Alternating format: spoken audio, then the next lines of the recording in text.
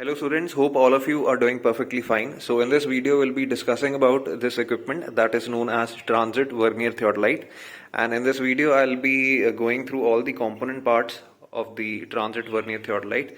So let me firstly explain to you that what a theodolite is. Now theodolite is a precisely designed instrument that is used to take in precision readings for measuring the horizontal as well as vertical angles. Through this theodolite you can measure the horizontal angles and also as well as you can measure the vertical angles using the telescope. So theodolites are mainly of two types. Firstly we have is the transit theodolites, and then we have is the non-transit theodolites. Now in transit theodolite you can transit or move the telescope through 180 degrees. This transition is possible, and in non-transit theodolite you cannot flip the telescope to the other side through 180 degrees. So those are known as non-transit theodolites. So nowadays mainly the transit theodolites are used, this being a transit theodolite wherein the telescope can be transited through 180 degrees. So mainly nowadays the transit theodolites are being used and the non-transit theodolites are obsolete. Now moving forward to the component parts, so the first thing that you will see in this transit vernier theodolite is the telescope. So this is the telescope through which you are able to sight your objects. So these telescope are mainly of two types further. One is the external focusing and the other is the internal focusing. So this telescope that you see is internal focusing, wherein the focusing mechanism is inbuilt. You cannot see the focusing being happening. Whereas in external focusing, most of you can relate that we obviously have seen all those cameras through which we take the photographs, the professional cameras. There they have the external attachment in form of a lens, so which is moving. Those lenses or those telescope which have an external assembly through which the focusing is possible is known as external focusing telescope. So this one being internal focusing telescope. And further, if you see, these are known as the aiming points. So what you will be doing is that when you are supposed to sight the object, you will be using these aiming points to sight your object. Then further, if we move, you see this circle. This is known as the vertical circle, which contains the vernier and the mainframe, contains vernier C and contains vernier D. Now through these verniers you will be able to note down the vertical reading. You will be able to note down the vertical angle through the telescope. And further you see, these are known as the glass magnifiers or the magnifying glass, because you see it is very difficult to read the reading through naked eye. So we take the help of these glass magnifiers to read the reading precisely. And let me bring one thing to your notice, that the readings that are done in the vertical circle are quadrantal reading, that is varying from 0 to 90 degrees. That is the angle that you can measure in the vertical direction, in the upward direction is 90 degrees, and in the downward direction it is 90 degrees. So further moving, this thing that you see, this is known as the altitude bubble. Along with this you have a mirror attached over here. If you are leveling, you can use the mirror and you can see check the level of your altitude bubble. And further what you have is, you have this vertical circle clamping screw. So what this screw does is, this clamps the moment of the telescope in the vertical direction. You will not be able to move the telescope if you are using this or if you are clamping this screw. So this is basically a clamping screw that clamps the vertical movement of the telescope. Now along with this you have is the vertical circle tangent screw.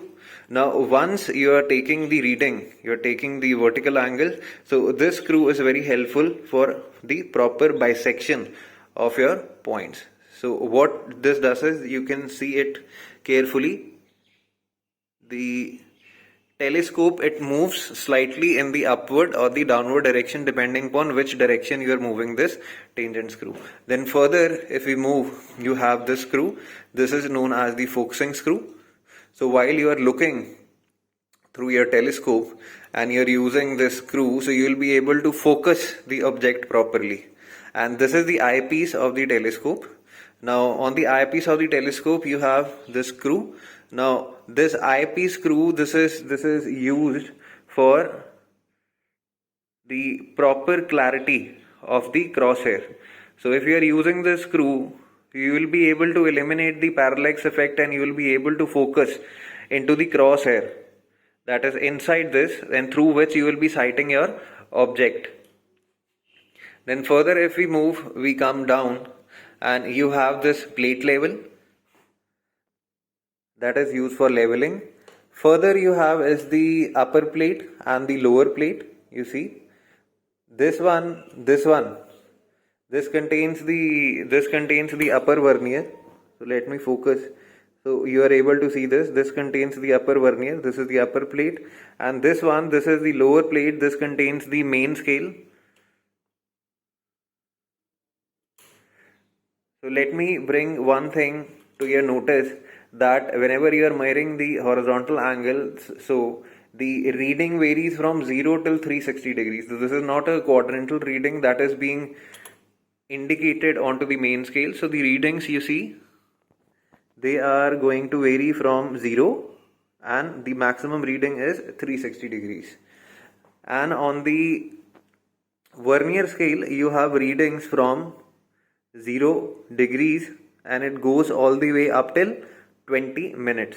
So on the main scale, you have the readings denoted in degrees and minutes, and on the vernier you have the readings that are denoted in minutes and seconds going all the way up till 20 minutes. And along with this, let me bring another thing to your notice, that this theodolite has a least count of 20 seconds.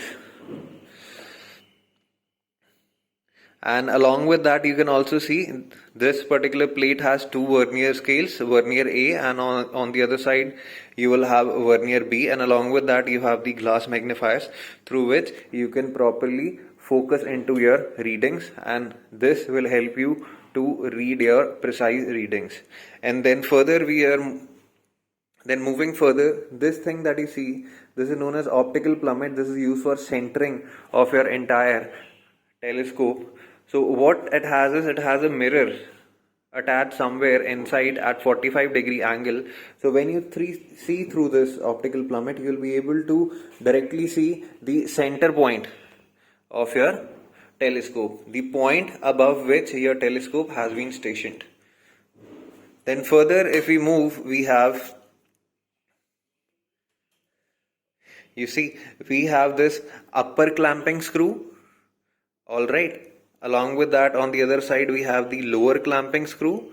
Along with the lower clamping screw we have the lower tangent screw, and along with the upper clamping screw on the other side you see you have the upper tangent screw. So what these clamping screw does is that when you clamp the lower clamping screw, the entire movement of the lower plate, it will cease. You will not be able to move the lower plate, but your upper plate will be movable. Alright, and when you clamp the upper clamping screw, the entire equipment, you see the entire theodolite, the movement of the theodolite in the horizontal direction, it will cease. Now you will not be able to move. So these clamping screws are helpful while we are noting down the horizontal angle. So you will be using the upper clamping and the lower clamping screw, and along with that you will be using the tangent screw.